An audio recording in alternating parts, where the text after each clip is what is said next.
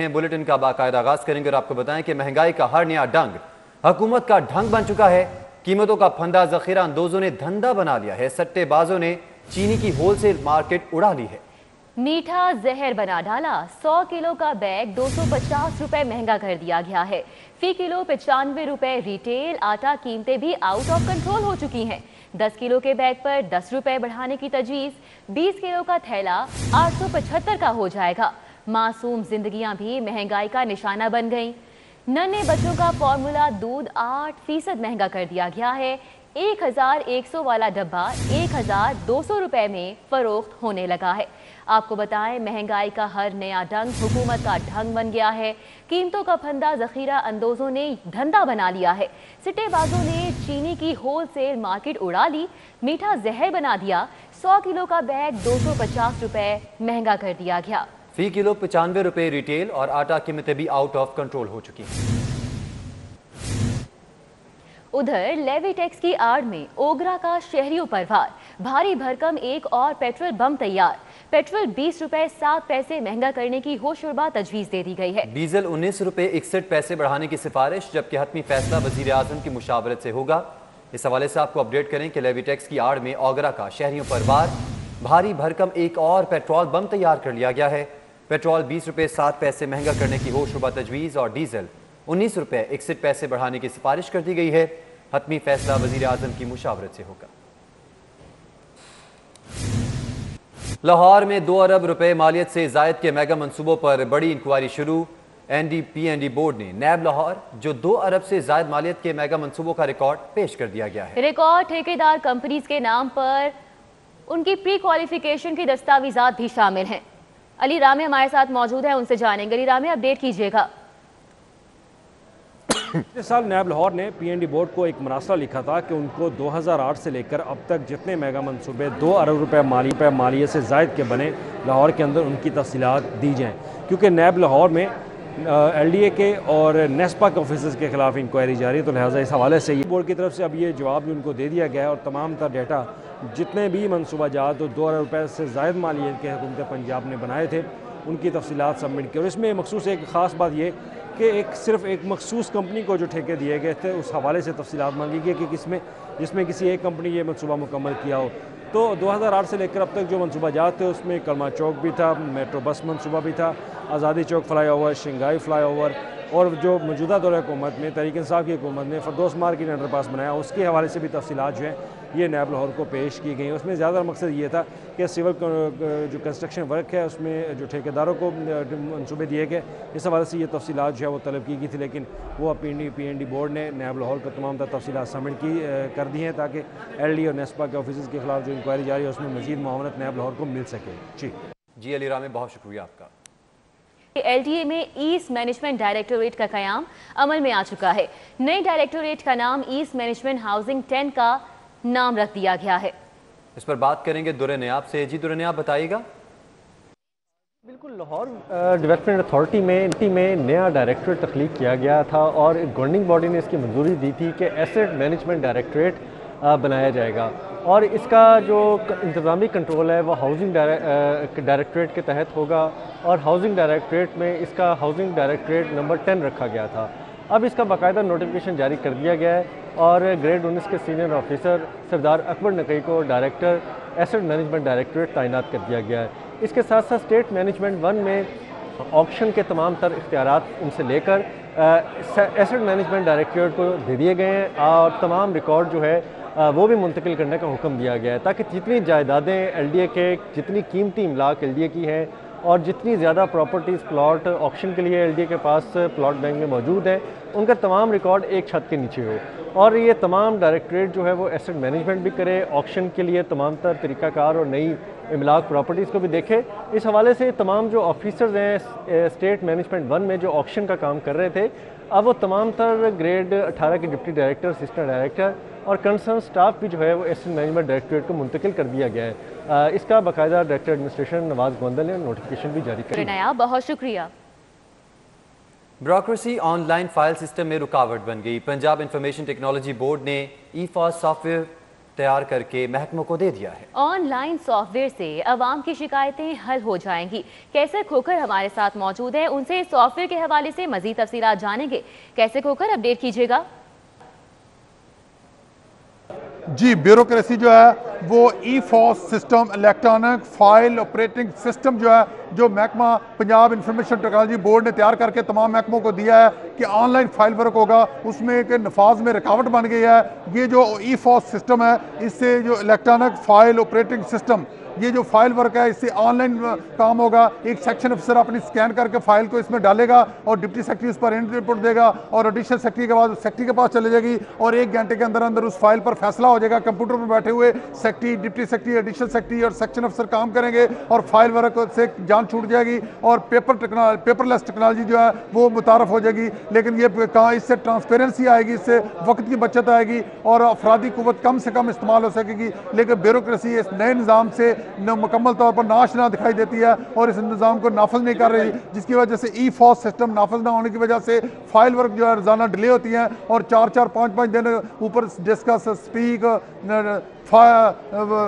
No further action लिखकर भेज दिया जाता है फाइलों के ऊपर और इस पर कोई डिसीजन नहीं होते, जिसकी वजह से। और अगर ई-फॉस सिस्टम फाइल वर्क जो ऑनलाइन फाइल वर्क सिस्टम आता है तो ये सिस्टम जो है फौरी फैसले होंगे और डीजी खां में बैठा हुआ शख्स जो है 1 दिन में अप्लाई करेगा और 2 घंटे बाद उसको वही आर्डर डीजी खां में मिल जाएंगे ऑनलाइन। लेकिन ब्यूरोक्रेसी इस नए ई-फॉस सिस्टम जो है इसमें रुकावट बनी। जी कैसर खोखर, बहुत शुक्रिया आपका। और अभी आपको आगाह करें, अपोजिशन लीडर हमजा शहबाज की फिर से गिरफ्तारी के खतरात। FIA हमजा शहबाज की गिरफ्तारी के लिए सरगर्म हो गया है।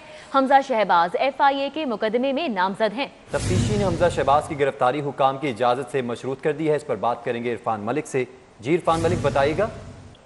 जी बिल्कुल, आपको बताएं कि पाकिस्तान मुस्लिम लीग नून के रहनुमा हमजा शहबाज की जमानत तो हो गई, लेकिन उसके बाद अब उनकी जो रिहाई के बाद दोबारा से गिरफ्तारी जो है उसकी तलवार उनके ऊपर लटकना शुरू हो चुकी है। इसमें आपको बताएं कि शहबाज शरीफ फैमिली के ऊपर 25 अरब रुपए की मनी लॉन्ड्रिंग का इल्जाम है, जिससे FIA की जानिब से मुकदमा दर्ज किया गया, जिसमें शहबाज शरीफ, हमजा शहबाज और सलमान शहबाज जो हैं वो शामिल हैं। और FIA की जानिब से 19 अप्रैल 2019 को वारंट गिरफ्तारी जारी हुए थे और 6 दिसंबर को जेल में हमजा शहबाज और शहबाज शरीफ से इस हवाले से तहकीकात भी की गई थी, जिसमें 5 सवालात पूछे गए थे। लेकिन FIA हुकाम का कहना है, जो तफ्तीशी टीमें हैं उनकी जानिब से ये कहा जा रहा था कि वो कोई मुनासिब जवाब जो है वो FIA को नहीं दे सके, उनको मुतमिन नहीं कर सके। तो इसमें जो शवाहिद हैं FIA के पास, उसमें गिरफ्तारी जो है वो मुतवक्का है। लेकिन तफ्तीशी अफसरान का ये भी कहना था कि आला अफसरान से इस हवाले से मुशावरत की जा रही है, उनकी रजामंदी के बाद और उनके अहकामात के बाद जो है अगला लाएअमल तय किया जाएगा। तो इरफान मलिक, कितना खदशा है, कितना स्ट्रॉन्ग ये प्रिडिक्ट किया जा रहा है कि उनको दोबारा से गिरफ्तार किया जा सकता है? और जो 5 सवालात पूछे गए थे वो सवालात क्या थे? जी बिल्कुल, आपको इसमें बताएं कि हमजा शहबाज शरीफ से जो सवालात पूछे गए थे उनमें से मनी लॉन्ड्रिंग के हवाले से पूछा गया था, क्योंकि कोई ऐसे उनके दोस्त जो एम्प्लॉयज थे उनके अकाउंट से अरबों रुपए की ट्रांजैक्शन हुई थी। तो जब इनके बारे में उनसे पूछा गया था तो उनका कहना था कि वो सियासी मामलात में मसरूफियत की वजह से और कारोबारी मामलात से लाताल्फी का इजहार किया था और उन्होंने कहा था कि तमाम जो कारोबारी मामलात हैं वो सलमान शहबाज देखते हैं। इसके साथ साथ मनी ट्रेल के हवाले से भी उनसे सवालात पूछे गए थे, जिसका वो जवाब जो है वो ना दे पाए। और अब उनके शवाहिद हैं, जो इन्वेस्टिगेशन जिनके पास जो शवाहिद हैं उसमें अगर बताएं तो उसमें गिरफ्तारी के जो हैं वो 100% चांसेस हैं, क्योंकि ये उस मुकदमे के अंदर नामजद मुलजिम हैं। और FIA हुकाम का कहना है कि अभी इसी हवाले से तफ्तीशी अफसरान जो जब उनकी जमानत की खबरें सामने आई तो उसके बाद उन्होंने इस मुकदमे में उनकी गिरफ्तारी के लिए आला अफसरान से जो राब्ते किए, लेकिन अभी तक उनको कोई डायरेक्शन जो है वो आला हुकाम की जानिब से नहीं आई। और तफ्तीशी अफसरान का यही कहना है कि उनकी डायरेक्शन, आला हुकाम की डायरेक्शन के बाद अगला लाएअमल तय किया जाएगा। डायरेक्शन के बाद आला अफसरान की जानिब से अगले लाएअमल का ऐलान किया जाएगा। बहुत शुक्रिया इरफान मलिक, हमारे साथ मौजूद थे, तफसीलन अपडेट कर रहे थे। सोशल मीडिया पर मुनक्किदा इनामी मुकाबलों में हिस्सा लेने वाले होशियार बाश, दूसरों को इनामात देने वाले नौसरबाज अफराद खुद माल कमाने लगे हैं। वो कैसे जानेंगे? वकास हमारे साथ मौजूद हैं। वकास अहमद, बताइएगा ये क्या मामला है?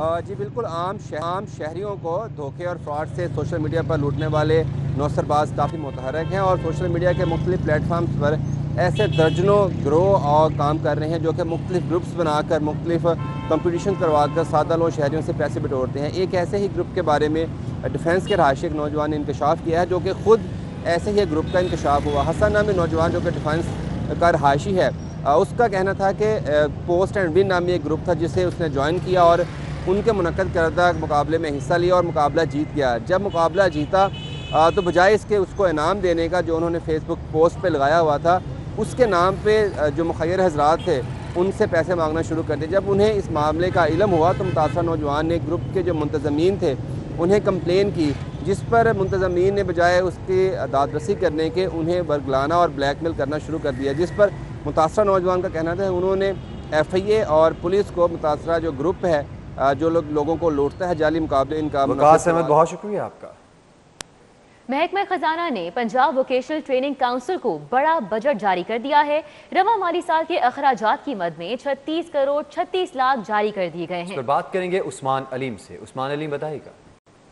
जी बिल्कुल, महकमा ख़जाना पंजाब ने पंजाब वोकेशनल ट्रेनिंग कौंसिल को बाकायदा तौर पर बड़ा बजट जो है ये जारी कर दिया है। महकमा ख़जाना की जानिब से 36 करोड़ 36 लाख रुपए का बजट जो है वो PVTC को दिया गया है। ये तमाम तर फंड्स जो हैं वो अदर डेवलपमेंट प्रोजेक्ट्स में से दिए गए हैं और इसी के हवाले से ये कहा गया है कि माली साल 2020-21 के माबैन जितने भी अखराजात जो हैं वो PVTC की जानिब से किए जाने हैं उस पर ये फ़ंड जो हैं वो खर्च किए जाएंगे। जबकि इसके साथ ही साथ जो तुलबा को स्किल कोर्सेज़ करवाए जाते हैं, मुख्तलिफ स्किल कोर्सेज़ करवाए जाते हैं, उनके हवाले से भी ये फ़ंड्स जो हैं वो इस्तेमाल में लाए जा सकेंगे। अगर रवा माली साल की बात की जाए तो इस माली साल में PVTC के लिए 40 करोड़ रुपए के फ़ंड्स जो हैं वो मुख्तस किए गए थे, जिसमें से 36 करोड़ 36 लाख रुपए के फ़ंड्स जो हैं वो माली अखराजात की मद में बाकायदा तौर पर जारी कर दिए गए हैं और इस हवाले से एक आगाही मरासला जो है वो भी भिजवा दिया गया है। सेंट्रल सिलेक्शन बोर्ड मीटिंग की सिफारिशात, पोस्टर ग्रुप के 11 अफसरान को अगले ग्रेड में तरक्की दे दी गई है। वजीर आजम की मंजूरी के बाद एस्टेब्लिशमेंट डिवीजन ने वजारत मवासूलात को आगाह कर दिया। इस पर बात करेंगे सईद अहमद सईद से। जी सईद। जी बिल्कुल, महकमा डाक के कुल 11 अफसरान को अगले ग्रेड में तरक्की है वो दे दी गई है और ग्रेड 20 के 4 अफसरान को ग्रेड 21 में, जबकि ग्रेड 19 के 7 अफसरान को ग्रेड 20 में तरक्की की मंजूरी है वो दी गई है। और हदायतों के मुताबिक ग्रेड 21 में तरक्की पाने वाले हाफिज जफर अली, अब्दुल रज़ाक, खालिद जावेद और हसन अख्तर हैं वो शामिल हैं जिनको ग्रेड 21 में तरक्की दी गई है। जबकि ग्रेड 20 में तरक्की पाने वालों में हाफिज शकील, रिजवान जावेद, इरम तारिक, नासिर महमूद, फौजे सलमान, मोहम्मद शकूर और निसार मोहम्मद खान नामी जो अफसरान हैं वो शामिल हैं। और सेंट्रल सिलेक्शन बोर्ड मीटिंग की सिफारिशात पर पोस्टर ग्रुप के कुल 11 अफसरान को तरक्की दी गई है, जिसकी मंजूरी है वो वज़ीर पाकिस्तान इमरान खान की हिदायत के बाद जो डिवीजन की तरफ से। बहुत शुक्रिया। सईद अहमद सईद हमारे साथ मौजूद थे, तफसीलन अपडेट कर रहे थे। पंजाब वर्कर्स वेलफेयर फंड की वसूली विफाक से पंजाब को मुंतकली का मामला। महकमा लेबर की दरख्वास्त पर महकमा खजाना ने वर्कर्स वेलफेयर फंड पंजाब का अकाउंट तश्कील दे दिया। मज़ीद तफसीलात जानेंगे सऊद बर से। जी सऊद।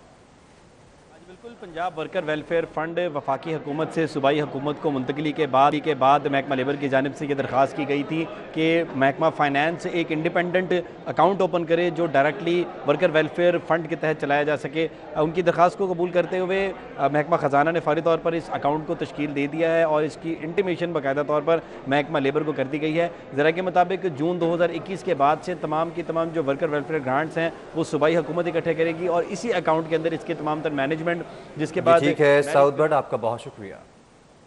कोरोना का खौफ कम हुआ तो सिनेमा भी खुलना शुरू हो गए। मेन बुलेवार्ड गुलबर्ग में वाक़ क्यू सिनेमा को लाहौरियों के लिए खोल दिया गया है। इस पर बात करेंगे जैद मदनी हुसैनी से। जी जैन।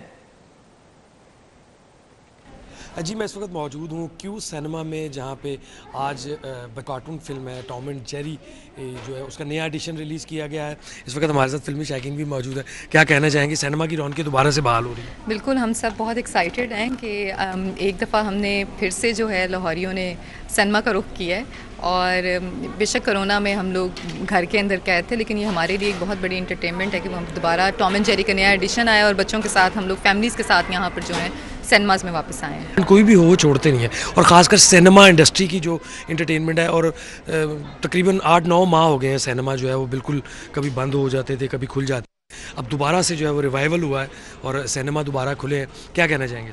हम लोग बड़े होपफुल हैं कि जो बिज़नेस डाउन द ड्रेन गया था ड्यूरिंग कोविड, इंशाल्लाह ताला इकॉनमी के लिए भी एक ये बूस्टअप है, और जो यहाँ पे वर्कर्स हैं उनके लिए बूस्टअप है, और हमारे लिए भी एक पूरा प्रॉपर एक सेटअप है कि हम जी at least- जैन मदी हुसैनी, बहुत शुक्रिया आपका। न्यूज स्टूडियो से फिल वक्त इतना